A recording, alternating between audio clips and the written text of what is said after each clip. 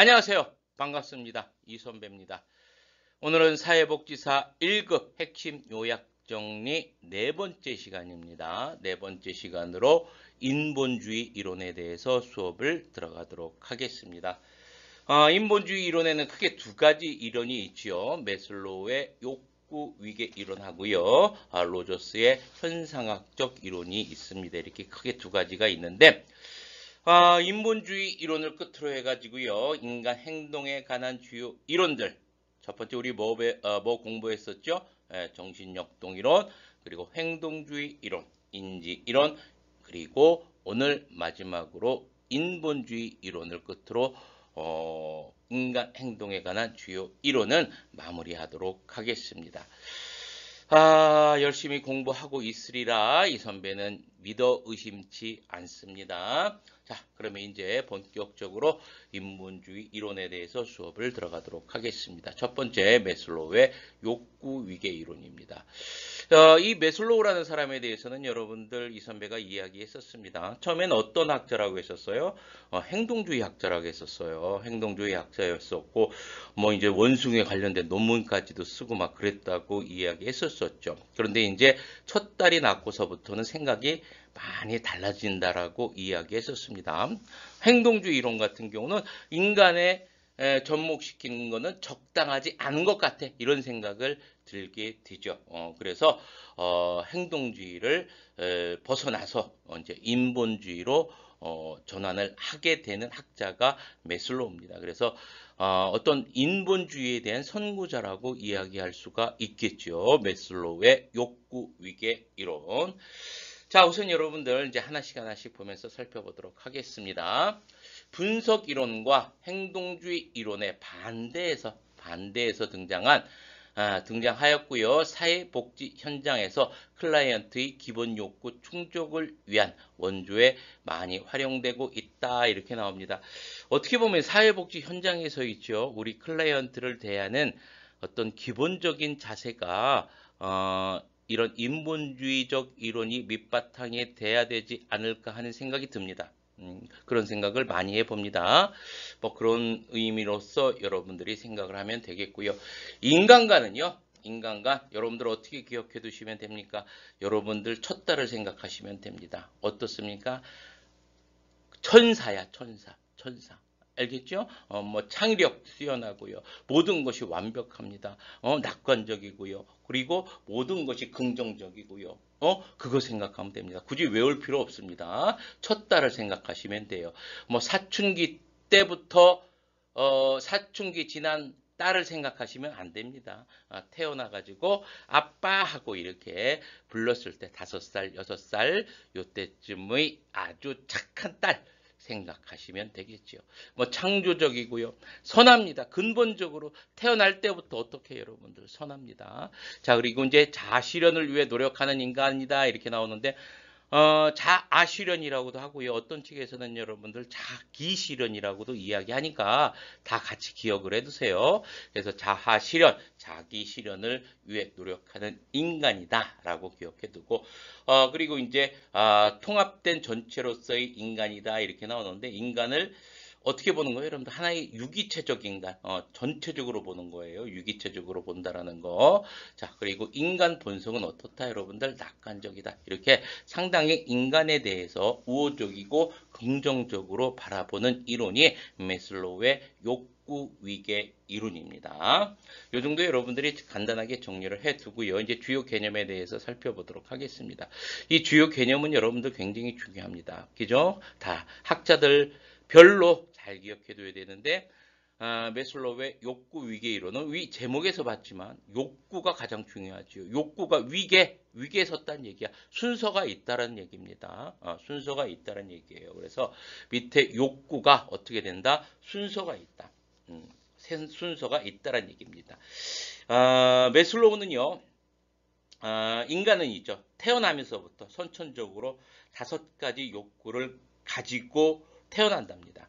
그리고 이러한 욕구, 5가지 욕구가 인간으로 하여금 성장하도록 동기부여를 한다라고 주장을 하죠. 그래서 그 5가지 욕구가 이렇게 나옵니다. 첫 번째, 생리적 욕구. 두 번째, 안전의 욕구. 세 번째, 소속과 사랑의 욕구. 네 번째, 자기 존중의 욕구. 그리고 5번째, 자아 실현의 욕구, 자기 실현의 욕구. 이렇게 5가지 욕구가 있다라는 거 여러분들 여기 잘 기억을 해두시고 넘어가야 됩니다. 시험 문제 아주 잘 나오는 곳이에요.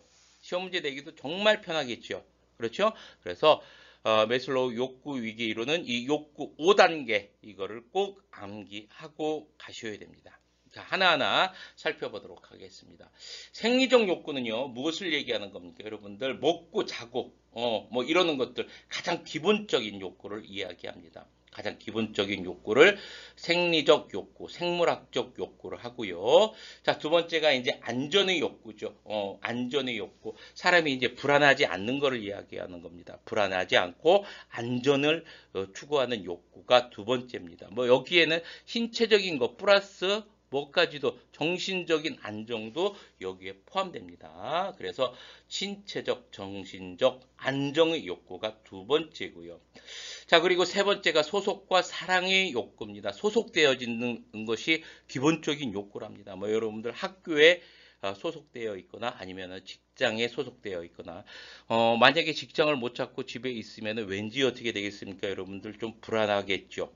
그렇죠? 이렇게 소속의 욕구가 있고요. 또 사랑의 욕구가 있답니다. 사랑의 욕구라는 건 여러분들 뭐 이성에 대한 사랑 뿐만 아니라 이제 가족에 대한 사랑 이렇게 애정을 나누고 싶은 욕구 이거를 사랑의 욕구라고 합니다. 세 번째. 자, 그리고 이제 네 번째가 자기 존중의 욕구입니다. 자기 존중의 욕구. 뭐 자존감의 욕구라고도 하고요. 이거는 뭐에 관련된 욕구냐면 명성에 아니면 이제 지위, 뭐 지위. 여러분들이 이제 공무원 하시는 분들이나 이제 군인분들 같은 경우는 막 진급 같은 거 엄청 막 목숨 거시잖아요. 목숨 건달하게 좀 표현은 뭐같지만 엄청 신경 많이 쓰잖아요. 그렇죠? 이런 것들을 자기 존중의 욕구라고 합니다. 그래서 자기 자신뿐만이 아니라 다른 사람에게까지 존경받고 싶은 욕구입니다. 이거를 자기 존중의 욕구라고 해요. 자기 존중의 욕구, 다른 사람에게까지 존경받고 싶어하는 욕구, 사회적 성공에 관련된 욕구가 네 번째 자기 존중의 욕구입니다. 자, 그리고 이제 자아실현의 욕구입니다. 자아실현의 욕구. 이 자아실현의 욕구 같은 경우는요, 인간이 모든 능력이 최대한 개발되고 사용된 능력이야. 최대치야. 그래서 인간이 모든 소질과 재능이 완전히 발휘된 상태의 욕구, 모든 것을 나는 아낌없이 나는 다 모든 것을 발휘했다. 이런 욕구, 이거를 자아실현의 욕구라고 하는 거예요. 그래서 이제 이 자아실현의 욕구 같은 경우는 여기까지 도달된 사람들은 매슬로우 같은 경우 무엇이라고 얘기하냐면 최소, 여기에 도달하는 사람은 극소수다. 이렇게 이야기합니다. 극소수. 그래서 가장 마지막 욕구, 자아실현의 욕구까지 도달하는 사람은 굉장히 적다라는 거 우선 기억해두고, 뭐 이렇게 이제 자아실현의 욕구가 이제 충족된 사람들, 이런 사람들이 어떤 예를 이제 매슬로우는 말씀해 주시잖아요. 어떤 사람들이었었습니까? 뭐 자신이나 타인이나 자연까지 수용하고요. 뿐만이 아니라 이제 정의나 진리나 질서, 아름다움을 추구하고요. 또한 이제 문제 해결 능력도 있고요. 또 자기 주도적이고요. 늘 감사하고 또 타인과의 관계도 만족스럽고요. 창조적이고 도덕적이고 또 어떻습니까, 여러분들? 가치의식 수준도 상당히 높고요. 게다가 유머 감각까지 있는 사람들. 이 사람을 뭐라고 하는 거예요, 여러분들? 자기 실현이 충분히 성립된 사람이라고 하는 거죠. 우리 수업을 듣고 있는 우리 그 사복쌤님들 여기까지 도달되신 분 한번 손 한번 들어보세요. 없을 겁니다. 없을 겁니다. 없다라는 얘기는 아니고, 드물 겁니다. 이렇게, 자아 실현, 자기 실현의 욕구까지 완전히 성취한 사람들, 극소수다. 이렇게 여러분들이 기억을 해두면 되겠고요. 자, 이 1, 2, 3, 4, 5 이렇게 나와 있는데, 여기서 가장 강력한 것은 어떤 것이다? 1번입니다. 가장 강력하고 순서대로입니다. 순서대로. 예. 가장 강력한 거 1번 생리적 욕구, 두 번째 안전의 욕구, 세 번째 소속과 사랑의 욕구, 그리고 네 번째 자기 존중의 욕구, 그리고 마지막 자아실현의 욕구. 이런 순서로 간다라는 거 여러분들이 기억을 해두고 넘어가면 되겠죠. 자, 그 내용이 밑에 나옵니다. 위계가 낮을수록 1번 얘기하는 겁니다. 생리적 욕구 낮을수록 우선순위 강도가 높다라는 거. 자, 그리고 하위 욕구가 일정 부분만 충족돼도 상위 욕구가 나타난다. 무슨 말인지 이해되시겠죠? 100% 충족이 안 돼도 상위 욕구가 나타날 수 있다라는 얘기입니다. 자, 그리고 한 번에 두 가지 욕구가 발생할 수 있다라는 얘기입니다. 두 가지가 뭐 우리가 생각해보면 그렇잖아요. 생리적 욕구도 있고 안전의 욕구도 있고 그렇죠? 뭐 소속과 사랑의 욕구도 다 나타나지요. 하지만 동시에 나타날 수는 없다라고 이야기합니다. 동시에 나타날 수는 없지만 한 번에 두 가지 이상 욕구는 여러분들 발생할 수 있다라는 것까지 여러분들이 기억해 두시고 넘어가시면 되겠죠. 자, 한계점 한번 보도록 하겠습니다. 사회의 가치에 따라 욕구 계층의 순서가 바뀔 수 있음을 간과하였다. 그렇죠. 사회의 가치, 뭐 이 선배 생각으로는 문화, 이런 것들에 따라서 충분히 순서가 어떻게 될 수가 있습니까? 여러분들 바뀔 수가 있습니다. 바뀔 수 있다라는 거 여러분들 기억해 두시고요. 자, 두 번째, 건전하고 창조된 인간을 지나치게 강조함으로써 딸내미 보니까 너무 여러분들 인간을 너무 긍정적으로 바라보는 거예요. 너무 또 착하고 창조적이고 이렇게 강조됨으로써 내적인 측면과 환경의 영향은 무시하였다라는 내용이 두 번째 한계점이고요. 자, 그리고 이제 우리가 봤다시피 뭐가 없으니까 여러분들 생애 발달 단계가 제시됩니까? 안 됩니까? 안 되잖아요. 안 된단 말이에요. 이렇게 여러분들 기억해 두시고, 마지막으로 여러분들 기억해 둘 것은 이제 인간 발달은 있죠. 인간 발달은 왜 이제 이 생애 발달 단계를 제시를 안 했냐면은 인간 발달은 있죠. 거의 모든 연령대에서 나타난다고 봅니다. 보편적 과정이라고 생각한 거예요. 매슬로우 같은 경우는. 그러기 때문에 생애 발달 단계를 제시를 안 하는 겁니다. 그래서 어떤 인간 발달은 거의 모든 연령대에서 나타나는 보편적 과정이다. 그렇기 때문에 생애 발달 단계를 제시를 안 했다라는 것까지 여러분들이 이제 정리를 해두고 넘어가면 되시겠죠. 자, 이렇게 해서 이제 욕구 위계 이론에 대해서 살펴봤고요. 계속해서 이제 로저스 현상학적 이론에 대해서 살펴보도록 하겠습니다. 자, 이제 인본주의 이론의 두 번째 로저스의 현상학적 이론에 대해서 수업을 들어가도록 하겠습니다. 로저스의 현상학적 이론 같은 경우는요, 앞에서 우리가 배웠던 매슬로우의 욕구위계 이론과 기본적인 틀을 같이 합니다. 틀을 같이 하니까 어떤 부분에 있어서 좀 차이점이 있고 또 다른지 그 부분만 여러분들이 체크를 하고 넘어가시면 됩니다. 우선 현상학적 이론의 가장 큰 키워드는 현상이겠죠. 현상, 현실. 그래서 현상학적 이론은요, 현상을 중요시하는 이론이에요. 현상을 중요시하는 이론. 그래서 기존의 이제 선입견이라든지 아니면 기존의 이론이라든지 고정관념들 있죠. 이런 것들을 모두 도외시합니다. 도외시하고 오직 현상만을 바라보는 그러한 이론, 관점을 현상학적 이론이라고 하는 거예요. 됐죠? 무엇이 중요하다? 현상이 중요하다. 어떤 선입견이나 기존의 이론이나 고정관념들은 어떻게 한다? 전부 다 도외시한다. 버려버린다. 자, 첫 번째 이제 인간관. 우리 이제 앞에서 배웠던 욕구 위계 이론에서도 여러분들 어땠어요? 성선설적 입장이었었죠. 성선설. 자, 성선설. 그래서 인간의 본성은 어떻다? 태어날 때부터 선하다. 선천적으로 긍정적인 성향이 있다라고 봅니다. 자, 두 번째 미래지향적 인간이다. 미래를 지향하는 인간이다. 과거, 현재뿐만이 아니라 언제 미래를 지향하는 인간이다. 그래서 지속적으로 성장해 나가는 존재다라는 이야기겠지요. 그래서 인간의 한목적성, 합리성, 건설적인 방향으로 어떻게 나간다? 성장해 나간다. 미래지향적 인간이다라고 기억을 해 두시고요. 자, 그리고 세 번째 주관적 인간입니다. 인간의 행동은 개인이 현실을 보는 방식에 기초한다. 즉 개인이 현실을 보는 방식, 현상을 보는 방식에 기초한다. 그러다 보니까 개인마다, 사람마다 같다, 틀리다, 서로 다 다르다.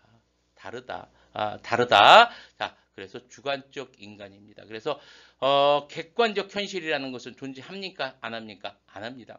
그래서 개인이 현실을 바라보는 방식에 기초하기 때문에 객관적 현실은 존재하지 않고요. 통합적 인간이다. 유기체적 관점이다. 라는 이야기가 이제 나오고요. 또 당연히 합리적 인간이겠죠. 자, 이렇게 로저스의 현상학적 이론, 인간관에 대해서는 이 정도 정리를 해 두시고요. 이제 개념에 대해서 살펴보도록 하겠습니다. 개념은 여러분들 다 중요하다라는 건 알고 계시겠죠? 자기, 또 자아라고 합니다. 자기, 자아. 현실적인 자아와 미래의 자아가 같지 않을 경우에 인간은 불안한 심리를 겪는다라는 거 첫 번째 기억을 해두고요. 자, 그리고 이제 자신의 자상이 나옵니다. 자상. 앞에서 봤지만 미래지향적 인간입니다. 그래서 지속적으로 성장해 나가는 존재이기 때문에 자신의 자상, 미래까지 이제 만들어 나가는 것이죠. 자, 그래서 자신의 자상을 만들어 나가는데 우선 자신의 자상이라는 것은 어떤 것을 이야기하는 거예요?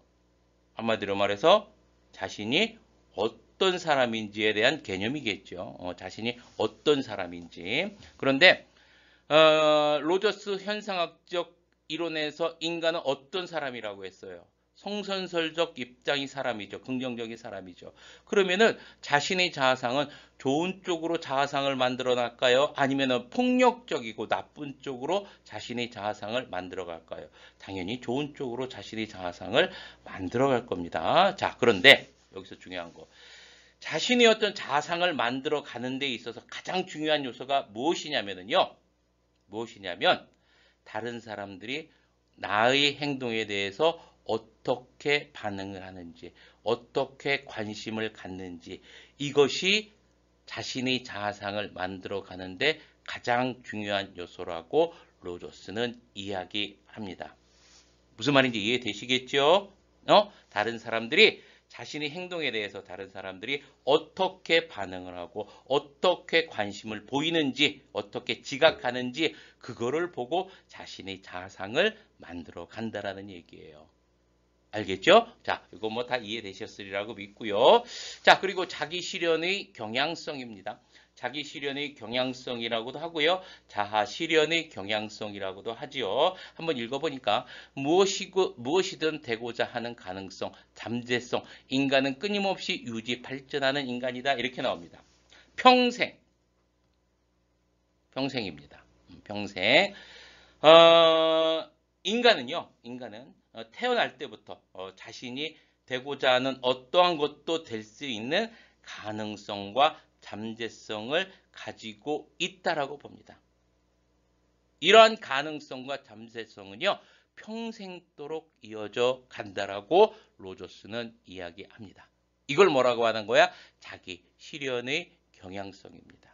알겠죠? 자, 사람은 어떻다 여러분들? 자신이 되고자 하는 어떤 것도 될 수 있는 가능성과 잠재력을 가지고 있고요. 이런 가능성과 잠재력은 어떻다? 평생을 두고 계속해서 이어져 간다라는 거. 이걸 뭐라고 하는 거야? 자기 실현의 경향성이라고 이야기하는 겁니다. 됐고요. 자, 그리고 긍정적 관심입니다. 아까 이야기할 때 자신의 어떤 자아상을 만들어가는 데 있어서 가장 중요한 것은 주변의 반응이라고 했었습니다. 반응, 관심이 어떻게 나타나는 거에 따라서 자신의 자아상을 만들어내는 것은 다르다라고 얘기했었습니다. 근데 이 관심, 타인에게 받고 싶은 기본적 욕구, 관심에는 크게 두 가지가 있어요. 조건적, 긍정적 관심과 무조건적, 긍정적 관심 두 가지가 있습니다. 요거 여러분들 기억해 두셔야 돼요. 긍정적 관심에는 두 가지가 있다.